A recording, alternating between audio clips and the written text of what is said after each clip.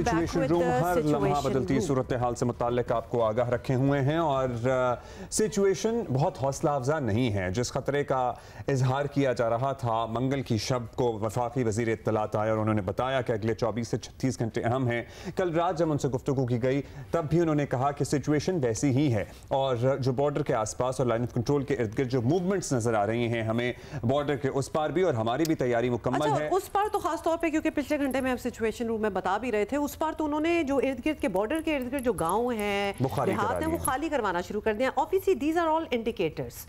इन indicator, क्योंकि बातचीत तो वो हमसे करना नहीं चाहते, तो ये इंडिकेटर्स ही है ना जिनसे हमें पता चलेगा कि what they are up to. वरना हमारी तरफ से जितनी भी पेशकश गई है कि लेट्स इन्वेस्टिगेट इट टुगेदर, वो उस पे कोई जवाब नहीं आया, मतलब नो रिप्लाई एट ऑल। लेकिन आलमी बिरादरी को इंटरवीन करना पड़ेगा। ये खित्ते के दो एटमी ममालिक हैं, these are two nuclear powers जो कि जंग के दहाने पे खड़ी हुई हैं। ये बात कहना आसान है, मतलब लफाजी शायद आसान है, लेकिन ये इमेजिन कीजिए कि असरात क्या हो सकते हैं इसके दोनों ममालिक पे और खित्ते पे और अल्टीमेटली पूरी दुनिया पे। बेशक, इसीलिए दुनिया को भी बड़ा इन्वेस्टेड होना चाहिए and has to step up and help us get over with this.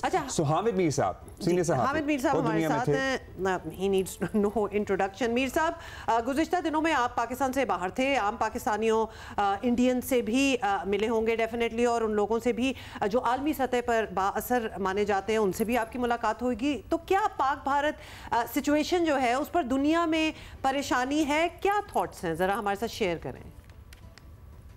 जी, चंद दिन पहले मैं अमेरिका की जो हार्वर्ड यूनिवर्सिटी है, यहाँ पे एक पाकिस्तान कॉन्फ्रेंस हुई थी, तो उसमें शिरकत के लिए जब मैं यहाँ पे आया था, तो ये कॉन्फ्रेंस जो है ये Lakshmi Mittal institute of south Asia Harvard में हो रही थी। और ये जो लक्ष्मी मित्तल इंस्टीट्यूट है, ये लक्ष्मी मित्तल आपको पता है कि इंडिया के एक बहुत बड़े बिजनेसमैन हैं, तो वो इसको ओन करते हैं।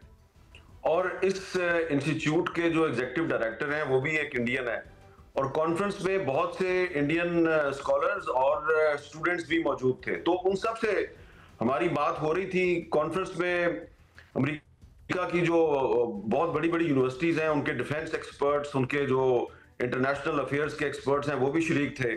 हार्वर्ड यूनिवर्सिटी का जो कैनेडी स्कूल है, उसके भी प्रोफेसर्स मौजूद थे। तो सबसे बात हुई, जो कॉन्फ्रेंस थी एक्चुअली उसका मौजू था कि पाकिस्तान का फ्यूचर क्या है, लेकिन ये जो इंडिया पाकिस्तान टेंशन है, इसकी वजह से पूरी की पूरी कॉन्फ्रेंस का जो फोकस था वो पाकिस्तान और इंडिया की जो ये इस वक्त कशीदगी है, इस पे आ गया था। तो उसकी वजह से बहुत से सेशंस में यही बातचीत होती रही। मेरी भी बहुत से लोगों से, खास तौर पे जो इंडियन एक्सपर्ट थे और जो अमेरिकन एक्सपर्ट थे, उनसे बात हुई।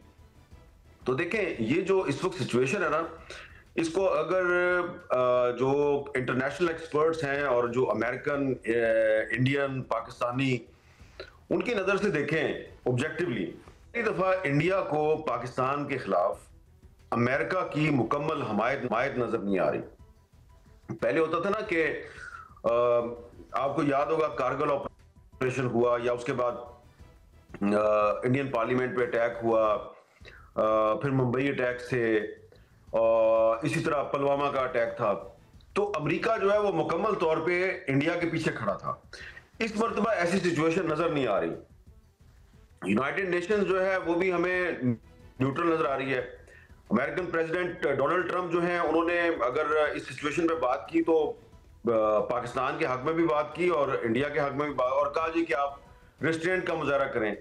और इसी तरह जो इजराइल है, जिसके बारे में एक तासुर है कि वो इंडिया का इत्तेहादी है, तो यहां पर जो हमारी गुफ्तगू हुई, लोगों को कह रहे थे जी इजराइल इज ऑलरेडी ऑक्युपाइड, वो पैलेस्टाइन में बहुत ज्यादा ऑक्युपाइड है और उस पर पहले ही बहुत तनकीद हो रही है, वो भी खुलकर इंडिया का साथ नहीं देगा।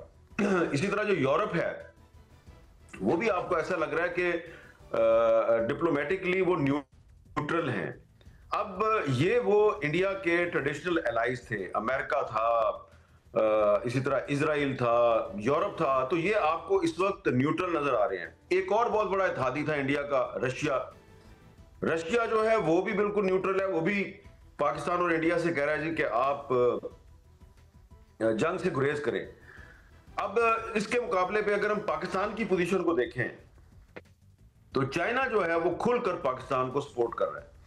तो यहां पर जो सिचुएशन बन रही है, जो कुछ साल पहले इंडिया का और अमेरिका का एक डिफेंस कोऑपरेशन का एग्रीमेंट हुआ था, अगर उसको सामने रखें तो अमेरिका को हम इंडिया का एक इत्तेहादी कह सकते हैं, लेकिन इस वक्त अमेरिका हमें इंडिया के पीछे खड़ा हुआ नजर नहीं आ रहा। जबकि जो पाकिस्तान का एक रवायती इत्तेहादी है, ट्रेडिशनल एलाय चाइना, वो पाकिस्तान के पीछे खड़ा है।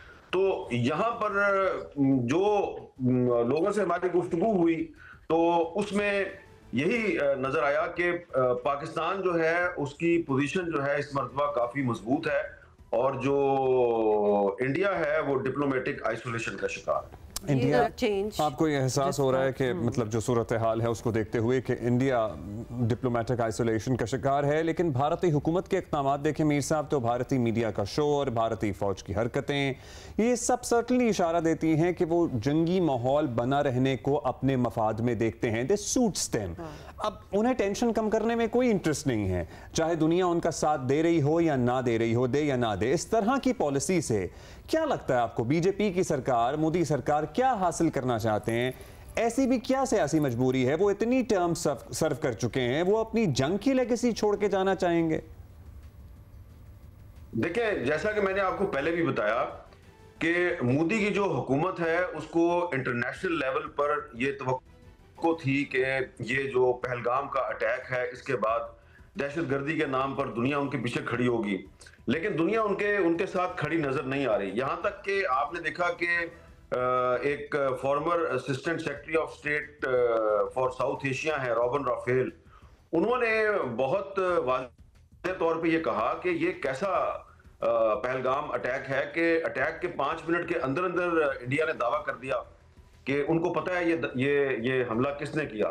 तो इसमें जो मोदी गवर्नमेंट की जो जल्दबाजी है उसकी वजह से उनको डिप्लोमेटिकली बहुत नुकसान हुआ है, और उनको इतनी ज्यादा इंटरनेशनल लेवल पर हमायत हासिल नहीं है। दूसरी बात यह है कि खुद इंडिया के अंदर कुछ डिफेंस एक्सपर्ट ऐसे हैं जो ये कह रहे हैं जी कि पाकिस्तान की जो एयरफोर्स है उसको इंडिया की एयरफोर्स पर प्रोफेशनली बर्तरी हासिल है।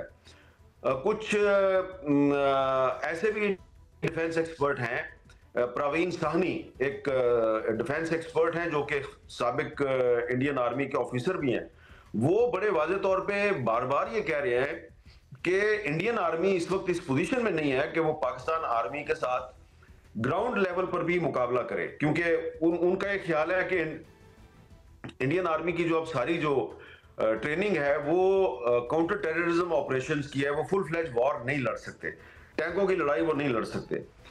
तो इंडिया को अंदर से भी काफी तनकीद का सामना है और बाहर से भी उसको सपोर्ट नहीं मिल रही। तो इसलिए फिर मोदी साहब जो है उन्होंने एक वॉर हिस्टेरिया क्रिएट किया है, और वो ये कोशिश कर रहे हैं कि इंडियन मीडिया के जरिए कुछ बहुत ज्यादा जोशीले बयानात के जरिए, नफरत अंगेज प्रोपेगेंडे के जरिए ऐसी सूरत हाल पैदा करें कि लोग ये समझेंगे कि इंडिया को बहुत इखलाकी बर्तरी हासिल है। लेकिन इस वक्त इंडिया की पोजीशन एक ऐसे रंगबाज गुंडे की है जो बार बार आस्तीनें चढ़ाकर और गला फाड़ फाड़ के पाकिस्तान के खिलाफ बड़के तो लगा रहा है, लेकिन साथ ही साथ वो टेढ़ी आंख से आसपास देखता है यार कि कोई हमारे अंदर बीच बचाव कराने वाला भी हो, कहीं वाकई मुझे पाकिस्तान से लड़ाई ना लड़नी पड़ जाए तो मुझे तो बड़ी मुश्किल हो जाएगी। तो वो जो एक रंगबाज गुंडे की बड़कबाजी है वो देखें और मोदी साहब की पॉलिसी देखें तो आपको ज्यादा फर्क नजर नहीं। बड़ा एक एंटी हीरो टाइप आपने एक नक्शा जो है वो खींचा। मीर साहब ये भी बताएं कि इस पूरे मामले में पाकिस्तान तो ऑब्वियसली बड़ी वाज़ेह पोजीशन लिए बैठा है कि जो होगा उसका जवाब दिया जाएगा और ईंट का जवाब जो है वो पत्थर होगा।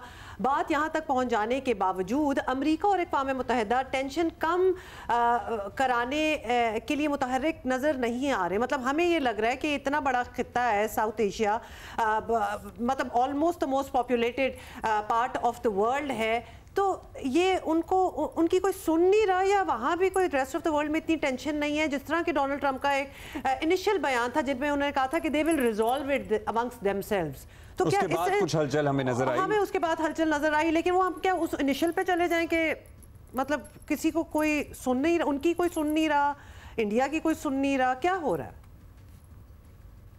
नहीं, असल में देखें ना कि इस वक्त अमेरिका का पाकिस्तान में एक बिजनेस इंटरेस्ट है। जैसा कि आपने पिछले दिनों देखा कि पाकिस्तान के जो फाइनेंस मिनिस्टर हैं औरंगजेब साहब, वो 10-12 दिन तक वॉशिंगटन डीसी में world bank, IMF, American state department और दीगर जो आलमी मालियाती इदारे हैं उनके नुमाइंदों के साथ मुलाकातें करते रहे। और उन्होंने हमें हार्वर्ड में ये बताया कि जो अमेरिकी स्टेट डिपार्टमेंट के साथ उनकी जो गुफ्तगू हुई है, तो वो पाकिस्तान में जो मिनरल्स के जो ज़खायर हैं तो उसमें अमेरिका बड़े पैमाने पर इन्वेस्टमेंट करना चाहता है। तो अमेरिका को पाकिस्तान में इन्वेस्टमेंट अपॉर्चुनिटीज जो है वो नजर आ रही हैं। और दूसरी तरफ बहुत सी जो अमेरिका की मल्टीनेशनल कंपनीज हैं उनका इंडिया में भी काफी बिजनेस इंटरेस्ट है, उन्होंने वहां बहुत इन्वेस्टमेंट की हुई है। तो अमेरिकन मल्टीनेशनल कंपनीज और अमेरिकन गवर्नमेंट जो है वो तो बिल्कुल ये चाहेगी कि पाकिस्तान और इंडिया में लड़ाई ना हो, क्योंकि लड़ाई की सूरत में उनकी जो इन्वेस्टमेंट है, उनके जो फ्यूचर प्लान्स हैं उन पे असर पड़ता है। तो इसीलिए वो कोशिश कर रहे हैं कि पाकिस्तान और इंडिया में लड़ाई की सूरत हाल जो है ये खत्म हो जाए। और इस सिलसिले में जो सऊदी अरब के फॉरेन मिनिस्टर शहजादा फैसल बिन फरहान की जो कोशिशें वो बड़ी अहम है। वो जो उनकी जो कोशिशें हैं, उन्होंने इंडिया के फॉरेन मिनिस्टर से भी बात की है, पाकिस्तान के फॉरेन मिनिस्टर से भी बात की है। तो उसके पीछे भी आपको ये यकीन रखना चाहिए कि अमेरिका की तायद और हमायत उनको हासिल है।